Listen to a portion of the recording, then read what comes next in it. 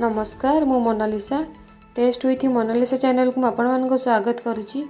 मुझे आपण खास्ता ढागरटी बनईकि देखी वीडियो को स्किप न करी प्रथम शेष जाए देखूँ। जदि आपण मैंने आम चैनल को प्रथम कर सब्सक्राइब करूँ आ पाखे बेल आइकन को प्रेस करूँ न न वीडियो नोटिफिकेशन पाइबापी। तेज चलतु देखने आज रेसिपी।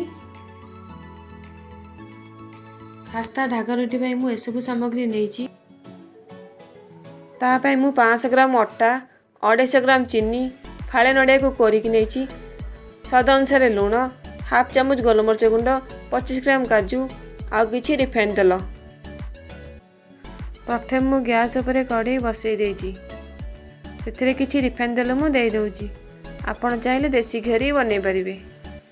एबे तेल गरम ही आसिलानी मु अटा को भाजिया पे दे दउछि। एबे मु तेल को अटा सांगरे भल भाव में मिसई दउछि।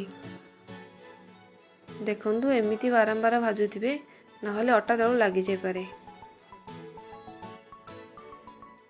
देखंतु अटार कलर टिके चेंज आसलानी आ बेसी भाजिबेनी एमिति भाजिबे। ठंडा हा पे मु गोटे प्लेट को बाहर कर दउछि। अटा एबे ठंडा ही गलानी मु ताको दुई हाथ रे एमिति भल भाव में घसी दउछि। घसी देले हमर खास्ता भल हो जिवो।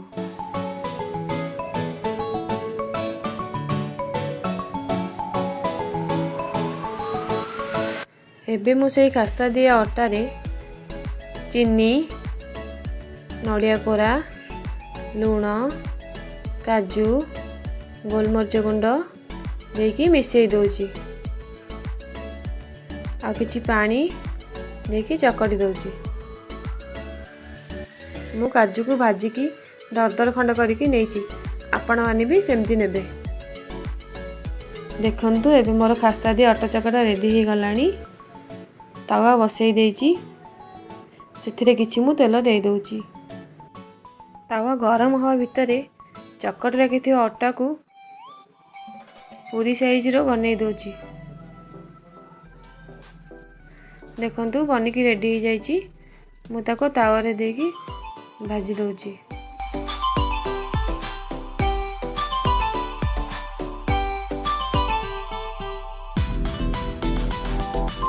गोटे पट साइड रोटी हो गलानी मु ताको आर पट साइड उल्टे दउची। एबे मु सेथिरे आउ टे तेल दे देली। भल भाव में लो फ्लेम रे भाजिबे नले कंचा रही जाय पारे।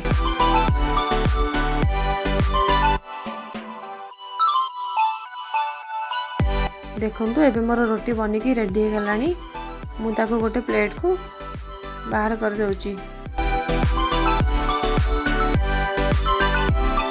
जदि आपण मानकु मोर एही रेसिपीटी भल लागिला ताहले लाइक करिवे कमेंट बॉक्स रे कमेंट करिवे सांगसाथी रिलेटिव को शेयर करिवे आउ सब्सक्राइब करिया को जमारे भी भूलिबेनी। देखा बा नेक्स्ट वीडियो रे। रहिली नमस्कार।